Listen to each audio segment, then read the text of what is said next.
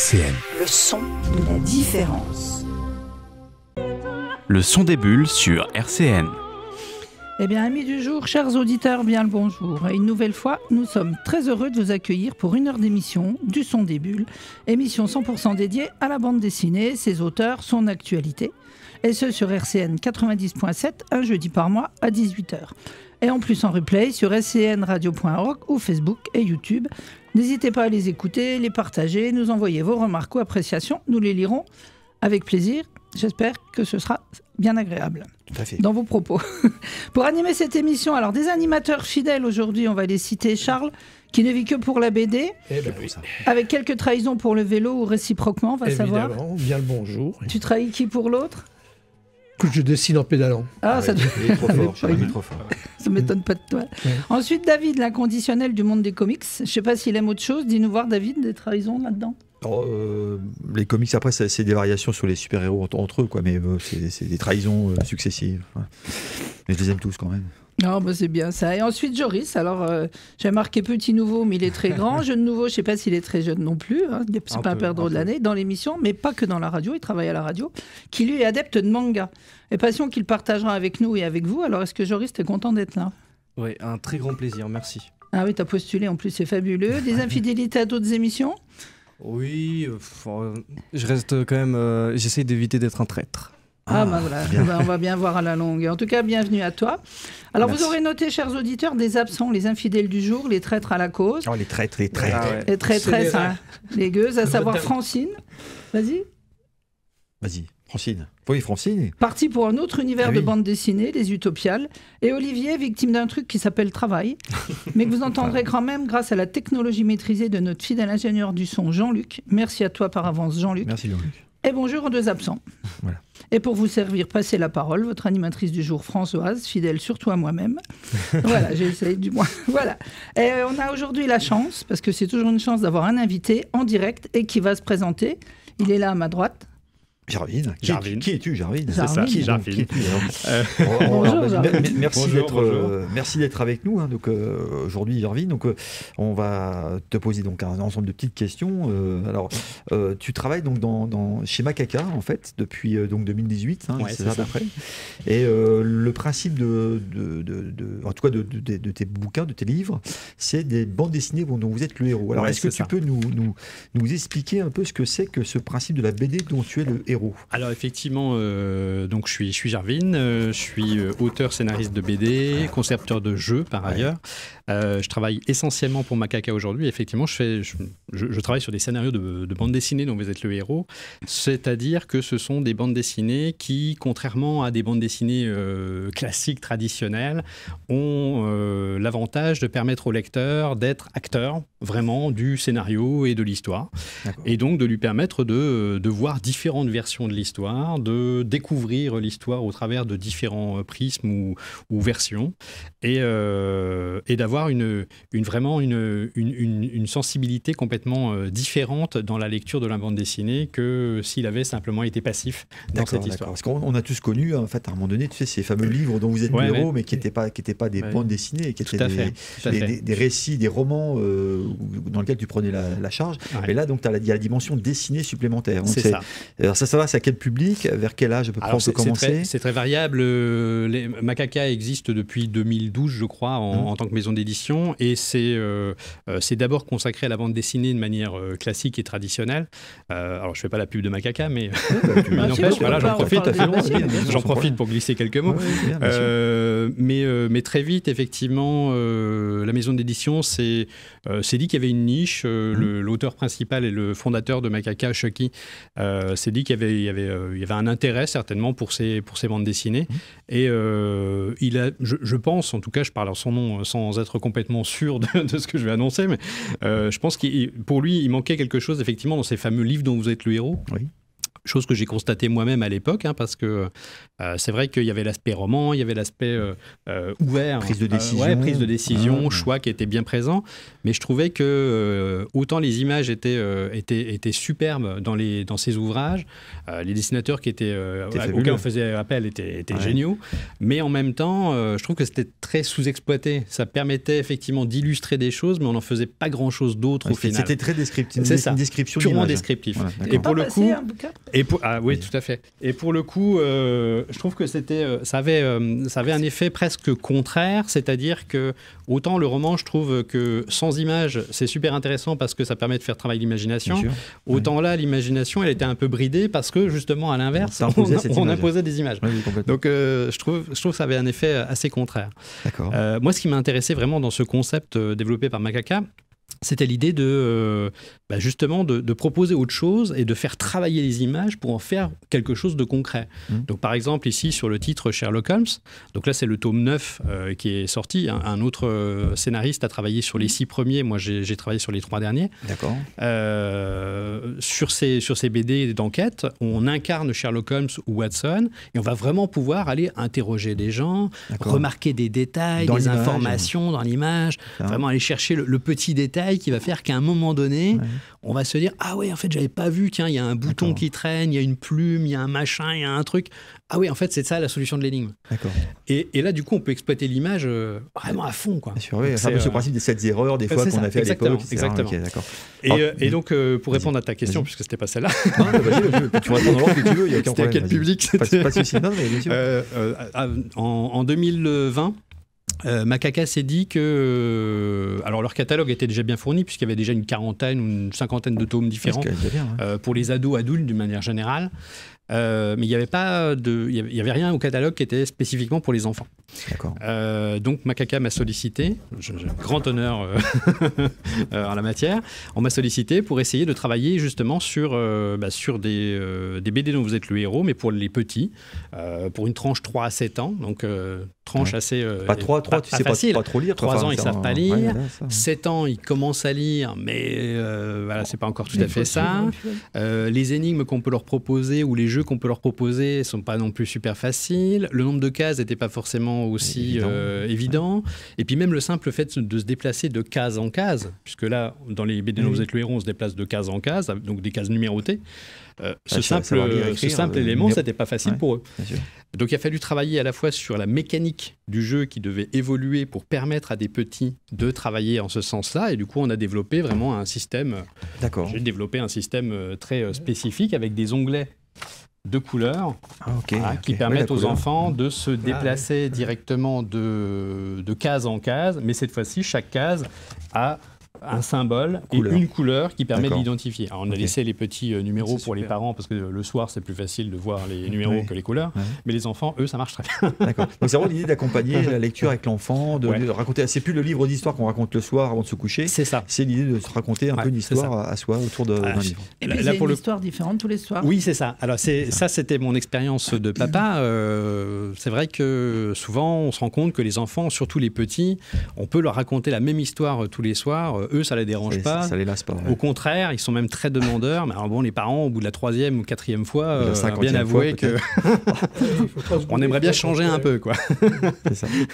Et là, c'était l'occasion de pouvoir se dire, tiens, travaillons là comme une histoire du soir alternative, avec cette possibilité d'avoir plusieurs histoires en une seule, plusieurs chemins en un seul. Et du coup, on les a travaillés sous cette version-là, avec ce sens-là. Est-ce qu'en ce sens, tes enfants, tes nièces, tes neveux, etc., t'aident ou te donnent des inspirations sur les histoires à raconter aux enfants? Parce que finalement, c'est peut-être eux les premiers à chercher des histoires typiques ou particulières. Pas forcément, mais ils m'ont inspiré pour 2 personnages en tout cas. La première BD dont vous êtes le héros pour enfants que j'ai écrite, c'est un petit chaton qui s'appelle Mo. Et Mo, en fait, c'est le prénom de mon fils Tom, que j'ai mis à l'envers. Petit hommage.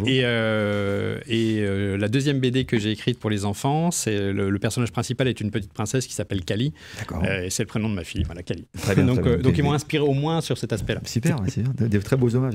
Donc là, on voit bien que l'application de l'enfant dans la BD, etc. Donc, tu as déjà à ton actif pas mal d'ouvrages. Donc, je vois comme ça, vraiment, tu en as ramené quelques exemplaires qu'on montrera.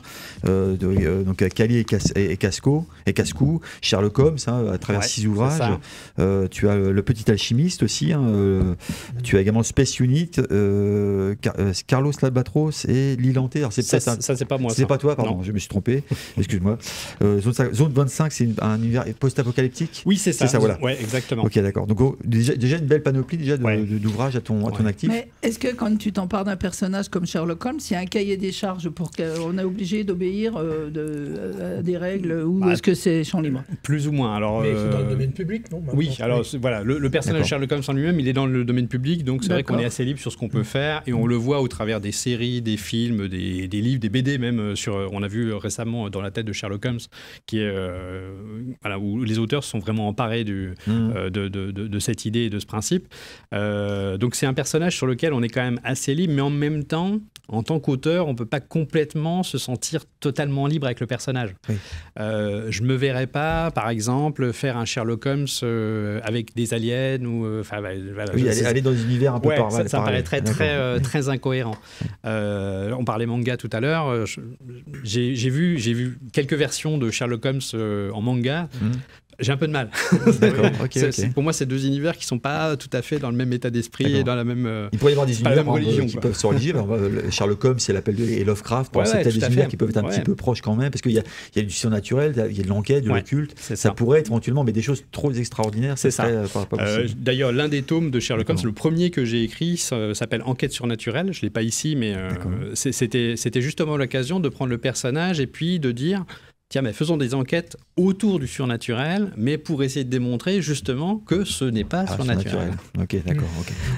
On va retrouver Moriarty, peut-être du coup son ennemi de toujours. Parfois, ouais. Moi j'aime bien introduire des personnages secondaires, donc voilà, je ne veux pas donner trop d'infos parce qu'ils sont souvent cachés, dissimulés, mais j'aime bien rajouter des personnages connus de la même époque que Sherlock Holmes dans les scénarios. Alors ça prend combien de temps à peu près pour réaliser un album complet? Alors, le choix bien sûr du dessinateur, tu travailles beaucoup de dessinateurs différents, j'imagine. Quasi à chaque fois, ce sont des illustrateurs différents, sauf quand on est sur des séries, puisque les séries Sherlock Holmes par exemple, c'est toujours le même illustrateur. Les séries pour enfants, on garde le même illustrateur à chaque fois pour une même série d'une manière générale. D'accord. Mais effectivement, j'ai un panel d'illustrateurs assez variés autour de moi. Et c'est pas trop compliqué de travailler avec tous ces dessinateurs différents quand même. Non, pas tant. D'autant qu'on se rencontre très peu. Pour la plupart d'entre eux, je les ai même jamais rencontrés physiquement. On n'en a aucun sur Nancy qu'on va peut-être inviter. Aucun listé sur Nancy. Le plus proche est belge. Donc.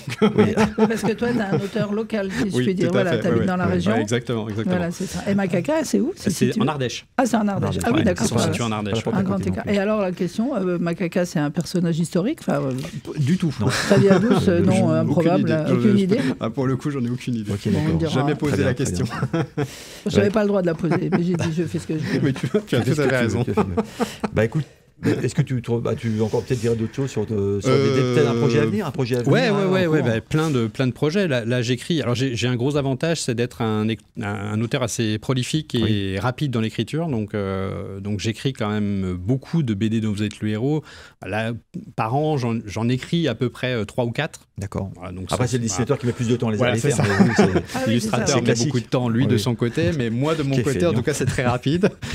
Pour vous donner un ordre d'idée, un album comme celui-ci, pour les petits, ça me prend à peu près 1 mois d'écriture, grand maximum. Et pour un tome pour ados-adultes, il me faut à peu près 2 mois d'écriture. D'accord. Donc, ça reste quand même assez gérable et assez facile d'empiler des scénarios les uns derrière les autres. Et puis à côté de ça, je suis en train d'essayer de développer aussi ma carrière à la fois pour faire de la BD classique traditionnelle. J'aimerais beaucoup faire de la BD classique aussi.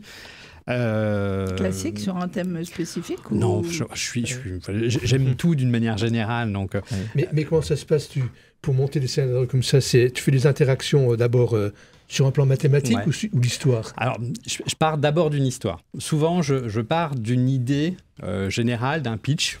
assez générale, voire parfois même simplement d'une envie de traiter un univers en particulier. Tiens, j'ai envie de parler pour Zone 25 par exemple, c'était le cas, j'avais envie de parler du post-apocalyptique. D'accord. Je ne savais pas encore de quoi ça allait parler, mais j'avais envie de faire du post-apocalyptique et puis de voir un personnage se déplacer dans un univers complètement dévasté, etc. Chercher des ressources. Voilà, j'avais vraiment envie de ça. Et à partir de là, j'ai greffé mon histoire. D'accord, ok. Après, tu fais l'arborescence, etc. Mais il y a une vraie fonctionnalité. Enfin, tu sais comment faire. Enfin, pour j'imagine forcément. Mais il y a des arborescences précises avec des fins pour le personnage. Souvent en festival, les lecteurs me posent la question. M'affirment même parfois. Me disent ça doit être super difficile à écrire, plus difficile à écrire qu'une BD.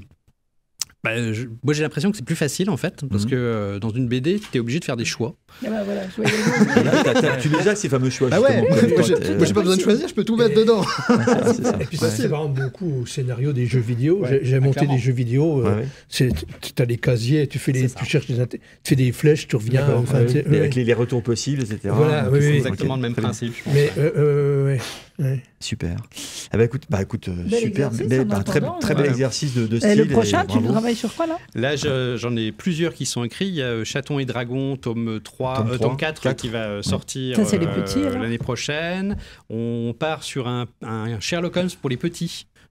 Qui devrait sortir début d'année prochaine, mars je crois, qu'on a appelé le Club Sherlock, et on mise beaucoup dessus, donc on a déjà commencé à travailler sur le 2.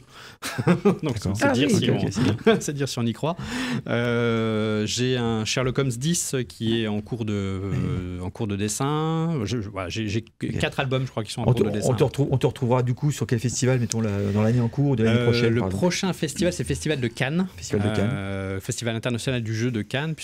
Tu mélanges les deux, c'est le gros avantage des productions Macaca, c'est qu'on est à mi-chemin entre la bande dessinée et le jeu de société.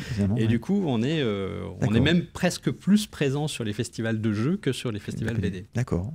Ok, plein de bonnes choses. Plein de bonnes choses. En plus, on est quasiment au mois de novembre, c'est bientôt Noël, donc il va y avoir des idées cadeaux. C'est un hasard de calendrier, donc voilà, on demandera 10% des pages. D'ailleurs, j'en profite, je serai en dédicace prochainement au Jeu du Stan. À Nancy. Donc si certains auditeurs veulent venir dédicacer leur album, c'est l'occasion. Rappelle ton nom, c'est Jarvin. C'est ça. Voilà. Vous le trouverez donc bientôt au Jeu du Stan. Au Jeu du Stan. Venez faire.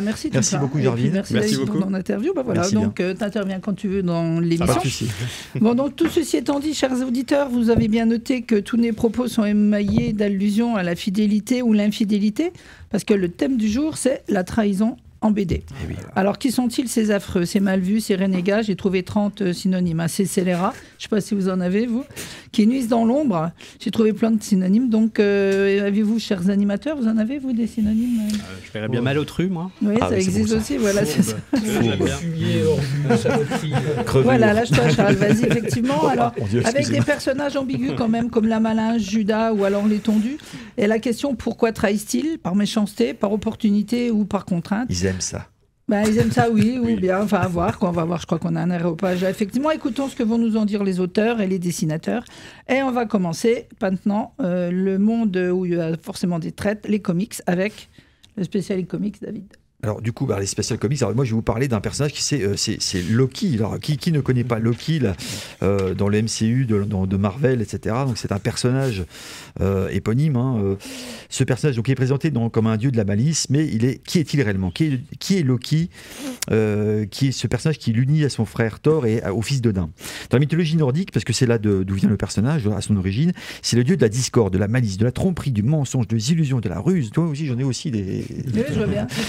Il n'est techniquement pas un dieu parce qu'il vit sur Asgard, parce qu'il a été récupéré par Odin dans sa guerre contre le Jotunheim. Alors qu'est-ce que Jotunheim? Ce sont les géants. Les dieux d'Asgard détestent les géants et Odin tue le père de Loki et de Lofé. Loki semble signifier nœud ou enchevêtrement dans son étymologie. Loki est particulièrement intelligent, malin. Il adore faire des tours à tous les autres, plus ou moins cruels, aux autres dieux, ayant la faculté de changer de sexe. de se transformer en n'importe quel animal, causant des problèmes qu'il résout bien entendu, qu'il résout ensuite pour apparaître comme un héros. Loki n'est pas vénéré comme un autre dieu, puisque lui, il est le fils d'un géant. Donc c'est pas un dieu véritablement. Hein, c'est il n'a pas de but en soi, si ce n'est de jouer des tours pendables aux autres dieux et de les tromper. C'est un peu ce qu'il définit, et c'est sa raison d'être en somme. C'est toutefois... Excusez-moi, j'ai mes lunettes. Je suis trahi moi-même. Mon écriture me trahit. Attendez, il est à l'origine des... Oui, alors, important, il est à l'origine souvent des objets qui sont offerts aux dieux. Par exemple, le marteau de Thor, la lance d'Odin, mais également la fin des dieux, le Ragnarok. C'est-à-dire que c'est un personnage qui est comme... il crée des problèmes, mais finalement, il crée aussi des cadeaux. Thor a son marteau grâce à lui. La lance d'Odin grâce à lui. Loki fait ses premières apparitions dans le comics books Vénus de numéro 6, qui est un peu l'ancêtre de Marvel Comics. On va le retrouver ses origines ensuite redéfinies dans Journey of Mystery 85 en octobre 62 chez Marvel Comics par Stan Lee, Larry Liebers et Jack Kirby. En 2004, c'est la vedette d'une mini-série, alors que j'ai ramené parce que vraiment ça c'était chez Marvel Graphic Novels, qui est un superbe livre illustré donc par Essa Dribic au dessin et scénarisé par Robert Roddy. C'est donc alors c'est hors continuité, c'est un ouvrage qui parle de la légende nordique, mais qui est hors de la continuité de l'univers Marvel. Magnifique, superbe. On a un Loki qui est shakespearien littéralement. Loki, comme vous l'avez compris, est le dieu de la tromperie. Il excelle dans les domaines de l'illusion, des faux semblants. Il recherche l'approbation et la reconnaissance de son père adoptif Odin et de son demi-frère Thor. Loki est solitaire et persuadé qu'il est amené à remplir un grand destin glorieux. Il veut devenir le roi d'Asgard, mais il n'en a pas les reins, si je puis dire. Loki ne rechigne pas à atteindre ses objectifs, à faire de temps en temps alliance avec d'autres super vilains. Voilà, il les manipule pour qu'ils servent ses propres buts et ses propres desseins. Loki possède un savoir approfondi en magie. Il manipule les forces mystiques. Il est un puissant sorcier qui inclut la métamorphose en animal ou en femme, la lévitation, la télépathie, l'hypnose de tes porteurs. L'hypnose, très utile pour un traître, hein, je le rappelle. Les Loki des comics est un personnage important et imprévisible de l'univers Marvel. Frère ennemi de Thor, comme je l'ai dit, fondateur involontaire des fabuleux Avengers, Loki est présenté comme un vilain incompris.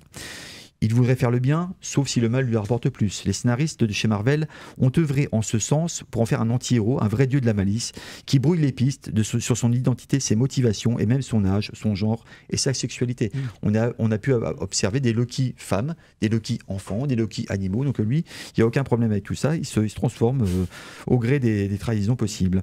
Je conseille de lire donc, le comics de Loki donc, que je vous ai présenté là de 2004, qui nous présente un Loki des légendes, le Loki de Shakespeare, un peu shakespearien, un récit qui ne fait pas référence à l'univers Marvel comme nous le savons, mais des siècles peut-être avant l'âge des héros, le Loki de la mythologie. Et je conseille également, alors moi j'ai pris la petite figurine de Loki, un personnage que j'aime beaucoup, qui orne mon bureau.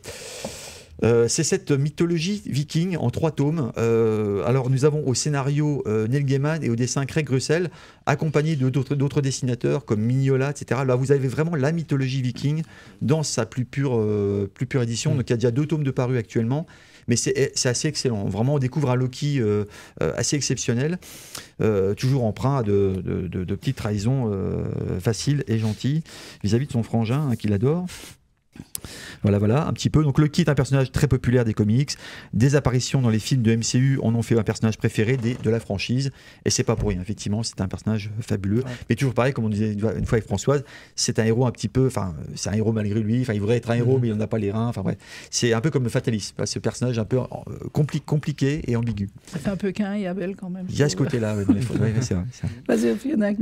Écoute, les histoires de famille, c'est pas simple. Hein. C'est jamais ça. Voilà. Et un autre univers à ce moment-là, notre jeune nouveau, j'ai dit, je sais plus comment j'ai dit tout à l'heure, bien spécifique pour un domaine avec ses codes, donc c'est Joris. Vas-y, Joris. Et oui, aujourd'hui c'est ma première chronique. Hein. C'est ta première chronique. Oui. Donc, et peut-être ta dernière. Non, on verra ça, on verra à la fin de la chronique. Mais du coup, à chaque émission, bien sûr, je vais parler du manga Les Bulles, qui nous viennent tout droit du Japon. Catégorisé dans plusieurs genres, vendu des millions d'exemplaires dans le monde, deuxième plus gros marché ici en France, mais on aura le temps bien sûr d'en parler dans d'autres émissions. Mais on va parler de la trahison. Donc dans la majorité des mangas, il faut savoir, donc dans les plus connus comme Naruto, Berserk, Bleach, la trahison a un peu une marque de fabrique. Donc un personnage qu'on va suivre depuis le début, qui soit important ou proche du protagoniste, et qui en fait d'un coup va planter le fameux couteau dans le dos. Voilà. Donc en fait, c'est plutôt un twist, une surprise. Dans le manga, c'est comme ça qu'est souvent présentée la trahison.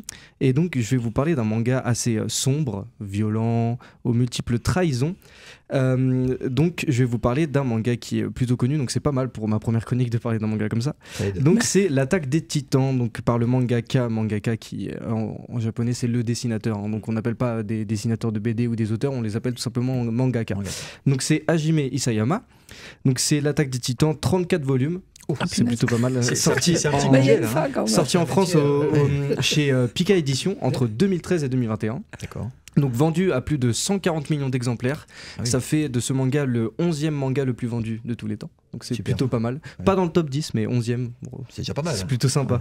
Donc l'histoire, pour faire assez simple et court, parce que bon, 34 volumes, l'histoire est assez longue, mais je vais essayer de résumer ça le mieux possible. Ça se déroule dans un monde où les humains sont contraints de vivre derrière des immenses murs de 50 mètres de haut pour se protéger des titans, des créatures géantes qui mangent les hommes.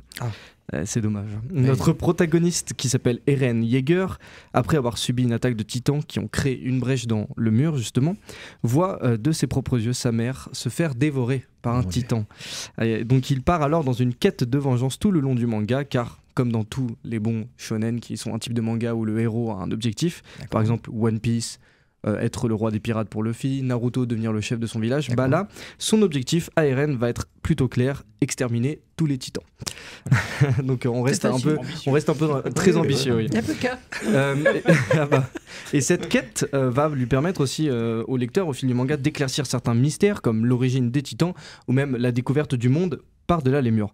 Mais un point très important du manga et qu'on découvre dès le tome 1, c'est que certains titans ont des capacités spéciales. Il y a par exemple le titan colossal qui lui mesure 60 mètres de haut, ce qui est plutôt pas mal. Le titan cuirassé qui lui a simplement une cuirasse, donc une sorte d'armure. Et donc faut savoir que ces deux titans sont par ailleurs ceux qui ont détruit le mur lors de l'attaque qui a tué la mère de notre protagoniste. Place à la trahison. Mon Dieu, ça y est, elle arrive. Elle est là. Donc attention, spoiler hein, pour ceux qui veulent lire. Voilà. On n'écoute pas. Oui. Notre protagoniste. Donc vous pouvez arrêter à la minute 26, attention. Notre protagoniste, Eren, a donc rejoint au fil du manga le bataillon d'exploration. Donc c'est ce que c'est dans l'univers, c'est l'armée qui combat les titans.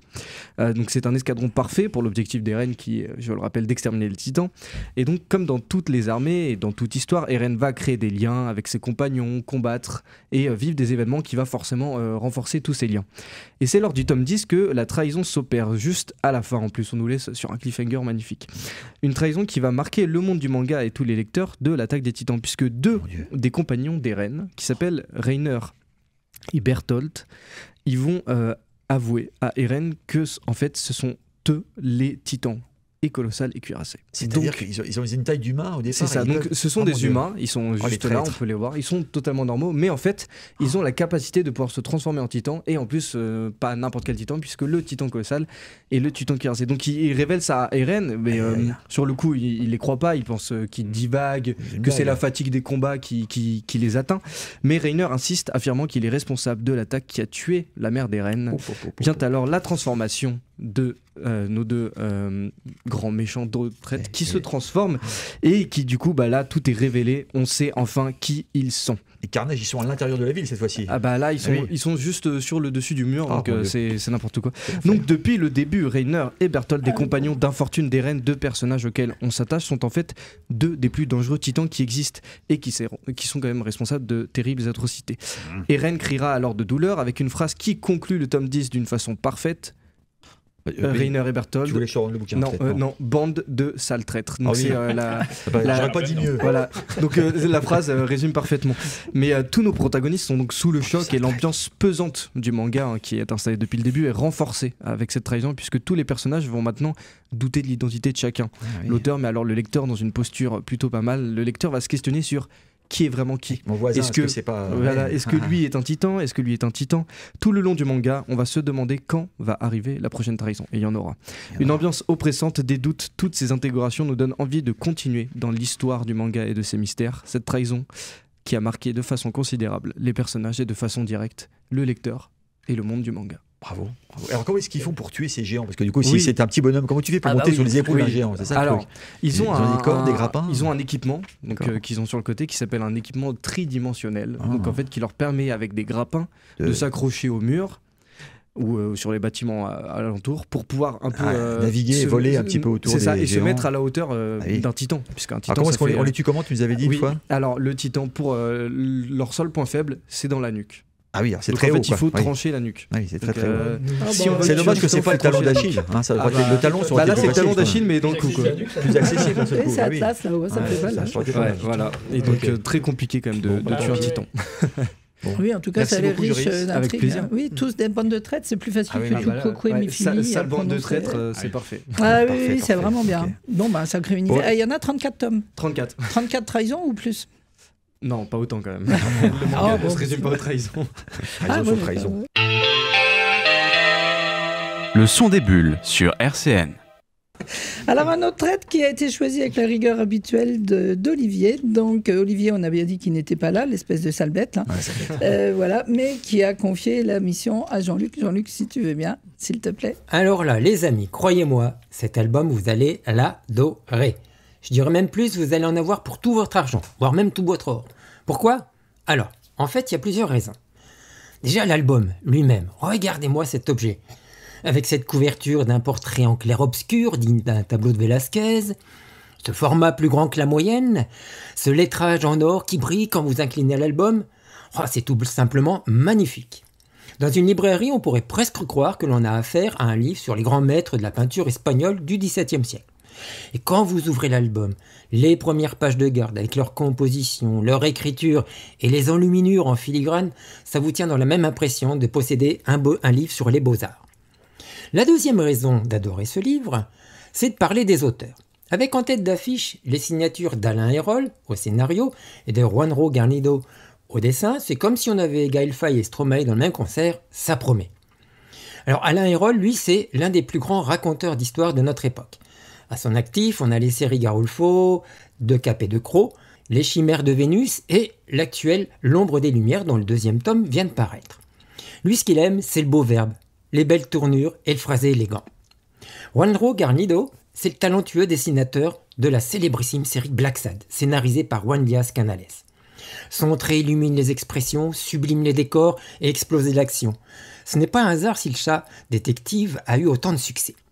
Alors avec ces deux pointures de la bande dessinée aux commandes, c'est sûr, on se prépare à lire une histoire magnifique. Ouais, mais attention, rappelons-nous, le PSG, même avec Neymar, Messi et Mbappé, il n'a jamais été capable de gagner la Ligue des Champions. Alors passons à la troisième raison, qui est la plus importante et qui va vous faire adorer cet album. C'est l'histoire des Indes fourbes.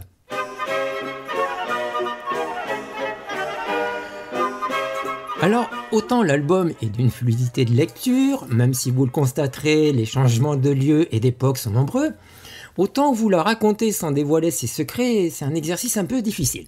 Bon, essayons quand même.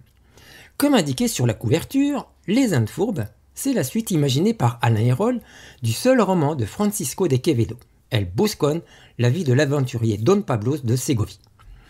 Ce roman de Francisco de Quevedo raconte la première partie de la vie de Pablos, personnage issu des bas quartiers de la société espagnole du XVIIe siècle. Cet honnête vagabond, mendiant et voleur, n'a qu'un rêve dans la vie, devenir gentilhomme.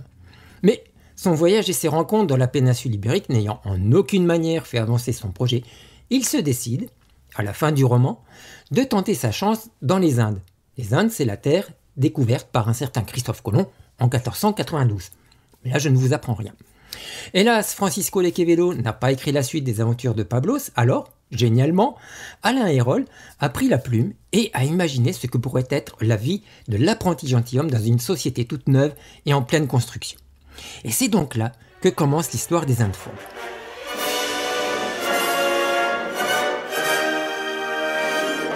Alors, après une traversée tumultueuse de l'Atlantique, tant par les vents marins que par la rudesse de l'équipage, Pablos arrive enfin aux Indes. Ce pays qui fait rêver par son immensité, ce pays qui est synonyme de réussite sociale et de richesse, et surtout, ce pays qui cache en son sein la mythique et mystérieuse cité d'or, l'Eldorado. Alors pour Pablos, son avenir se joue ici, c'est certain. Mais alors comment débuter une nouvelle vie quand on ne connaît ni personne et qu'on n'a rien dans les poches ? Mais Pablo est audacieux. Pablo a de l'ingéniosité. Et par-dessus tout, Pablo sait comment exploiter les forces et les faiblesses des hommes. Alors, est-ce que Pablo finira par réaliser son rêve de devenir riche et respecté, à votre avis ? Bon, ça, vous le saurez en lisant l'album. Je vais quand même pas trahir le suspense. Mais vous l'aurez compris, rien ne se passera crème dans la vie de Pablos. Alain Hérol a pris soin, et sans doute un malin plaisir, à tirer les fils de son histoire dans tous les sens, que ce soit dans le temps ou dans l'espace. On verra donc Pablos, adulte, dans les geôles du seigneur Alguazil, Pablos, enfant dans les rues de Ségovie, Pablos, jeune homme dans la jungle amazonienne, etc. etc. Les fils narratifs vont nous promener dans une chronologie non linéaire pour à chaque fois nous surprendre dans le déroulement de l'histoire. Et les twists sont nombreux et ne font qu'amplifier les plaisirs de la lecture. C'est vraiment jouissif, je vous l'assure. D'autant que Juanro Garnido est sans doute le dessinateur le plus adapté à mettre en image cette histoire. Chaque époque a sa propre atmosphère graphique et colorée, les caractères des personnages sont d'une lisibilité parfaite, et les expressions et les mimiques sont d'une drôlerie sans égale. Et les décors sont magnifiques. Oui, mais alors, la trahison dans tout ça ? Alors vous le verrez, la fourberie est présente tout au long de l'album. Pablos, bon gré mal gré, a atteint les sommets de l'arnaque. Tout le monde y passe. Et un bon conseil, chères lectrices et chers lecteurs, faites bien attention de ne pas vous faire berner non plus. À bon entendeur, salut!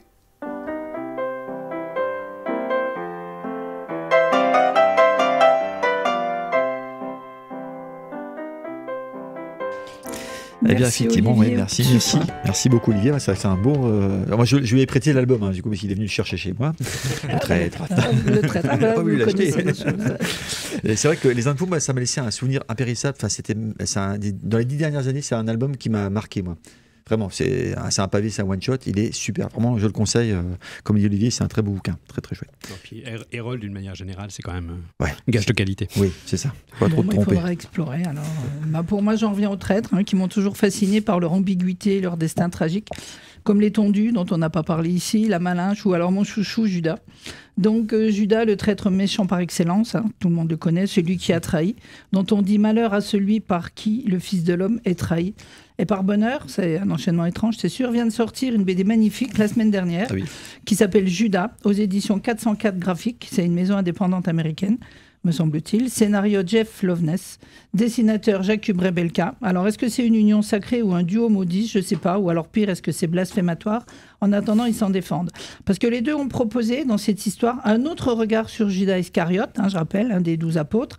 Tellement traître, d'ailleurs, qu'on lui donne même plus... Son prénom est plus utilisé. On fait allusion à Adolphe, c'est pareil, c'est les deux maudits. Mais ils ont créé une fiction où l'on envisage Judas comme un saint déchu, qui s'est sacrifié pour l'avènement du Christ, pour qu'il se révèle et offre sa rédemption à l'humanité.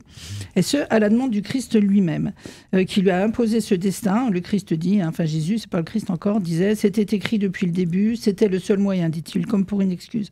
Cette thèse, d'ailleurs, est évoquée dans Historia, quand même, une revue qui traite d'histoire de façon plutôt sérieuse, et dans certaines analyses religieuses, comme quoi Judas serait l'élu plus que les autres apôtres, parce que nul n'a de plus grand amour, il n'existe pas de plus grand amour que celui de donner sa vie pour un ami. Alors pour le Christ, je ne vous dis pas la taille de l'amour. Alors c'est le chemin de Judas dans cette BD, qui a été appelé, qui a été sollicité, c'est Jésus qui est venu le chercher pour le suivre, et pourtant Jésus savait ce destin. Et donc on a le chemin de Judas aux enfers, peuplé de réflexions sur le pardon. Pourquoi lui ? Sur la trahison, effectivement, parce que la trahison pour lui, il a fait ce que le Christ lui a demandé, et ensuite il est maudit, il est puni. Et la question tout au long de cet ouvrage, parce que c'est un ouvrage, c'est qui a trahi qui finalement. Donc c'est un peu moins... mathématique que ce qu'on traduit habituellement. L'ouvrage est scénarisé par deux fous furieux. Alors Jeff Loveness, américain, scénariste de film aussi chez Marvel, acteur, auteur de BD. Alors lui, il fait ses scénarios en réalisant tout ce à quoi il a rêvé. Surtout les bas de page, il dit c'est facile, je rêve d'un truc, je le mets en page et hop, on y va. Bon, pourquoi pas, c'est une façon de voir. Et Jakub Rebelka, dessinateur de génie aussi, qui a fait les derniers jours de Howard Philip Lovecraft. Les planches sont magnifiques. La composition des planches, elle est fabuleuse. C'est majestueux. Ça fourmille de détails, de personnages fantastiques. Alors moi qui suis sensible aux couleurs, chaque case a une couleur définie. C'est bleu, c'est ocre, c'est rouge, ça dépend. Ce qui rythme le récit, c'est pas fluide. ça le rend plus rude, plus contrasté. On y trouve des dessins qui rappellent l'art chrétien, les vitraux, ou des représentations de l'enfer, comme le font les peintres flamands. Dante, bah oui, c'est tout à fait ça, on est vraiment dans Dante. Sans flamme ni fumée, mais on y voit la folie, le désespoir. On y trouve des grandes planches comme j'aime, comme dans Salammbô de Druillet, ou alors des personnages comme les orques dans Le Seigneur des Anneaux, des espèces de formes un peu bizarres. Voilà, le lettrage, lui aussi, prend un style particulier parce qu'il y a beaucoup d'extraits de la Bible, d'extraits de l'Apocalypse, de sermons, de prières. Voilà, et il a donc un style tout à fait particulier. On y touche le divin quand on voit ça. Et parce que Loveness, lui, il connaît bien la religion catholique, il a été élevé dans un milieu très catholique, très rigoureux, donc il connaît bien tout ça. Et donc, il s'en est emparé. D'autres traits dans la Bible sont évoqués en le rassignant, mais un autre rôle que celui de traître, mais comme un support de projet divin, comme la femme de Lot, ou alors Pharaon, ou Lucifer. Ils ont tous un rôle quand on regarde ça différemment. C'est une BD qui est risquée, qui séduira forcément pas tout le monde, par le regard proposé sur le personnage. Ce n'est ni moqueur, ni blasphématoire. C'est une BD qui attire la main. Moi, j'aime bien caresser les pages, et là, je me suis vraiment fait plaisir. Qui raconte une autre histoire de Judas, une autre approche aussi de la vie du Christ, dans ce qu'il a d'humain avant la trahison. Ça amène à réfléchir ou pas. On n'est pas obligé de réfléchir quand on lit une BD ou pas une BD. C'est émouvant que de suivre ce Judas dans ses souffrances, dans ses doutes, dans ses rencontres, dans ses discours avec Jésus. Il a ce rôle de traître, il est maudit, mais il rend bien vivant le principe que voilà, chaque histoire a besoin d'un vilain. Alors je reprends la phrase du début. « Malheur à celui par qui le Fils de l'homme est trahi. Mieux eût valu pour cet homme de ne point naître. » C'est l'évangile selon Matthieu. Hein, voilà. Mais sans cette trahison, que serait devenu Jésus? Eh oui. Ah bah et ça, écoute, c'est vraiment toute l'histoire. Ah oui, mais elle est fascinante. La bande dessinée, elle est magnifique. Il y a vraiment des choses qui sont de l'ordre des dessins un peu à la Gustave Doré, presque. On a des choses. Tout à fait, oui. Et en plus, les roses là, qui rappellent un peu l'épine, la couronne d'épines. Enfin, il y a vraiment toute une thématique par la couleur. Et par il faut y être attentif dans les détails. L'ouvrage est très chouette. Ouais. Ah oui, c'est vrai, voilà. Très, très beau.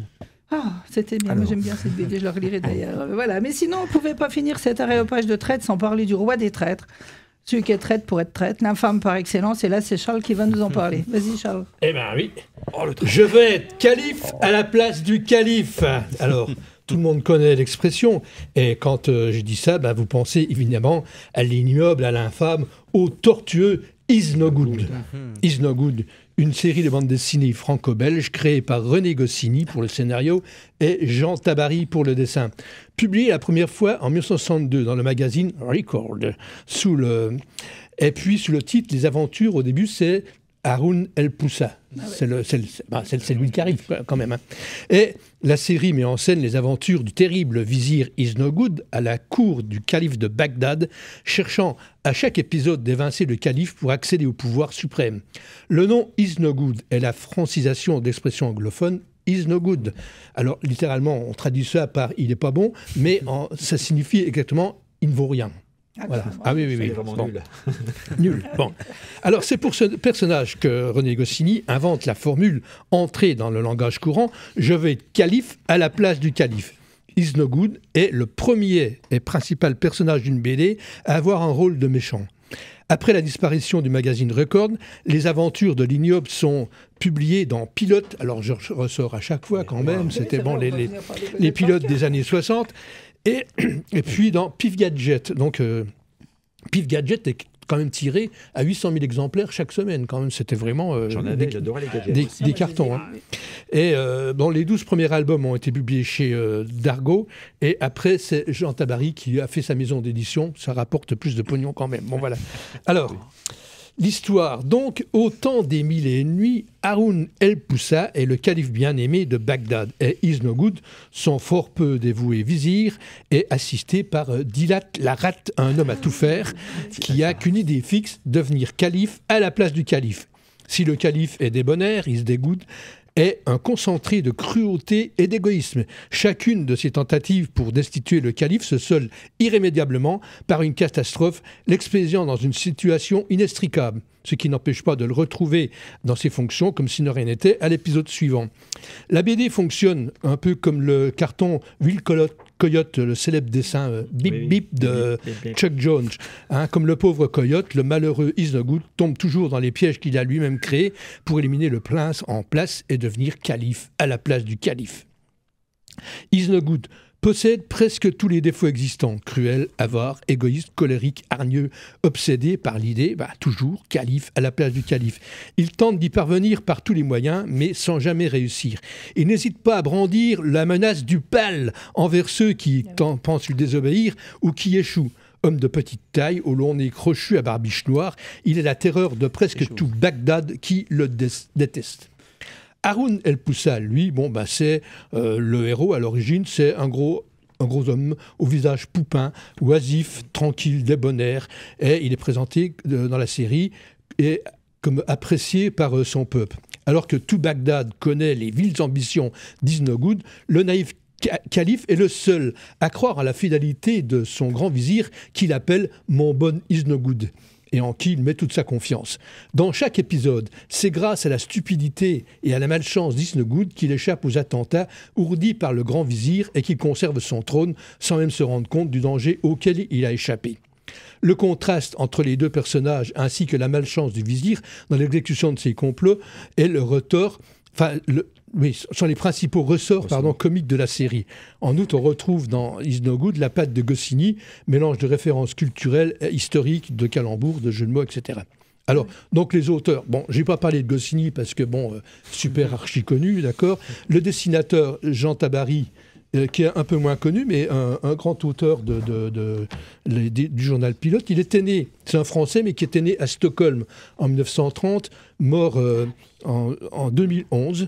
Alors, il est connu pour avoir signé Isnogoud, mais il a fait beaucoup de séries. Là, c'était Valentin le Vagabond dans les journaux Pilote des années 60. Alors, c'est une famille de dessinateurs. Ses frères sont dessinateurs de BD et les fils ont repris la BD Isnogoud avec un angle un peu plus politique. Je vais en parler, je vais en toucher deux mots. Alors, comme bon nombre de séries animées, Isnogoud a été adapté dans d'autres formats. Alors, notamment, il y a eu une série de films pour Canal dans les années 90, des dessins animés de 52 minutes qui ont été repris aussi par Antenne 2 un peu plus tard. Mais c'est bon... à mon avis, ça ne vaut pas le Ville Coyote quand même. Et il y a eu un film qui a été fait. Alors, ce qui est intéressant, c'est le film, c'est un bon acteur qui joue, c'est Jacques Villeray qui fait Haroun El-Poussa, mais le film est classé dans les 10 meilleurs films, 10 plus mauvais films du cinéma français. Et il a même reçu le Gérard d'Or, qui est le pendant du César pour le plus mauvais film. Alors, les films, on peut les voir sur YouTube, les séries animées et le film. Je trouve que ils sont un peu cruels quand même, parce que ça correspond à une époque, on va dire. Oui, voilà. Il faut respecter le principe. Alors, la phrase « je veux être calife » à la place du calife est devenue aujourd'hui une expression du langage courant. Une expression si courante qu'elle a même joué un rôle dans la politique française. Alors, au début des années 2000, quand Sarkozy manœuvrait pour évincer Jacques Chirac, bon nombre de caricaturistes s'en sont donnés à cœur joie pour affubler Sarkozy de tous les attributs d'Isnogoud, une manière de se moquer de celui qui voulait devenir président à la place du président. Pas mal, effectivement. C'est tout pour aujourd'hui. Il y a d'une telle bêtise en plus.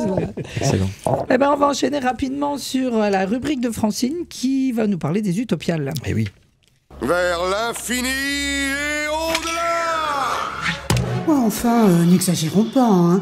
D'accord, je suis complètement à l'ouest, mais pas à ce point-là. Si je ne suis pas en studio aujourd'hui, c'est tout simplement parce que je suis à Nantes. Quand je vous disais que j'étais à l'ouest. Pourquoi Nantes ?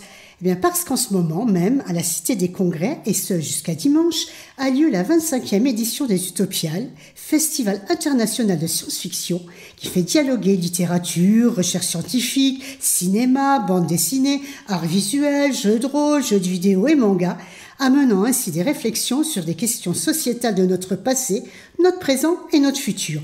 Le thème de cette année ? L'harmonie. Les Utopiales, c'est 291 intervenants scientifiques, autrices, scénaristes, dessinatrices, artistes, réalisatrices, gameuses et le somnologue masculin, bien entendu. C'est aussi 13 expositions, 137 conférences et tables rondes, 86 séances de cinéma, 10 ateliers du futur pour réfléchir, créer, participer ensemble à une démarche artistique ou ludique.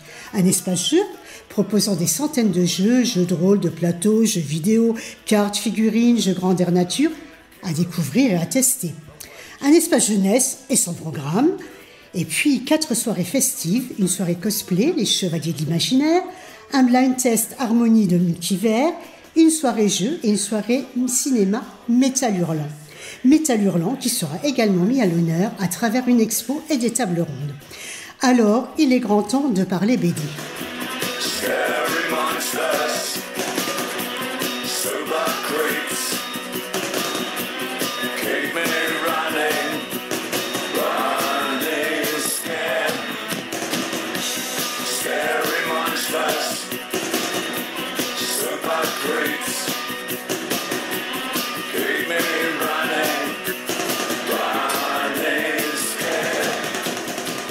Alors si je suis à Nantes aujourd'hui, c'est parce que moi, ce que j'aime, c'est les monstres. Vous l'aurez deviné, une des grandes pointures du festival n'est autre qu'Émile Ferris, dont la version française du tome 2 de son sensationnel « Moi, ce que j'aime, c'est les monstres » paraît ici en avant-première.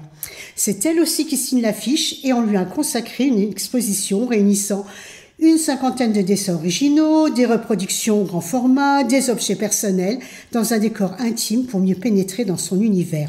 On la retrouvera également en rencontre et autour de tables rondes. Petit rappel, moi ce que j'aime c'est les monstres, c'est 800 pages d'une folle ingéniosité graphique réalisée au stylo bille qui nous plonge dans le Chicago de la fin des années 60 à travers le journal de Karen, une gamine de 10 ans qui adore les fantômes, les vampires et autres morts vivants. Elle s'imagine même être un loup-garou. Alors quand sa voisine meurt d'une balle en plein cœur, Karine enfile imperméable et chapeau pour mener l'enquête. Sorti en France en 2018 chez Monsieur Toussaint l'ouverture, le premier tome a été vendu à 100 000 exemplaires et a été couronné du Fauve d'Or 2019, entre autres. Autre grand nom de la BD qu'on retrouvera également lors des tables rondes, Marion Montaigne, avec qui on mourra moins bête, et qui est celle qui a reçu le prix du public d'Angoulême en 2018 pour son album Dans la combi de Thomas Pesquet, publié chez Dargaud. Côté comics, plusieurs tables rondes sont prévues avec Ramvé, dont le dernier opus, Le Dernier Festin de Rubin, sur un scénario de Philippe Andrade, vient de paraître chez Urban. Mais David vous en parlera bien mieux que moi. Et puis il y a Jess pour Fanny la Renoueuse, le 4e opus des Contes de la Pieuvre et Philippe Valette pour l'Héritage fossile. Ces 2 albums que je vous recommande fortement et dont je vous reparlerai sûrement viennent de paraître aux éditions Delcourt. Alors pour terminer, 6 albums sont en lice pour le prix Utopial BD 2024. L'Archipel de Sacha Gorge aux éditions Gallimard, Le Fils de Pan de Fabrizio Dori chez Sarbacane, Le Visage de Pavel de Jérémy Perodo aux éditions 2024, Le Dieu Fauve de Fabien Vellman et Roger chez Dargaud, La Cuisine des Ogres 3 fois mort de Fabien Vellman et Jean-Baptiste Andréaé aux éditions Rue de Fèvre, et enfin Le Chant des Possibles de Véro Cazeux et Anaïs Bernabé chez Dupuis. Alors, que le meilleur gagne. Au revoir et à bientôt.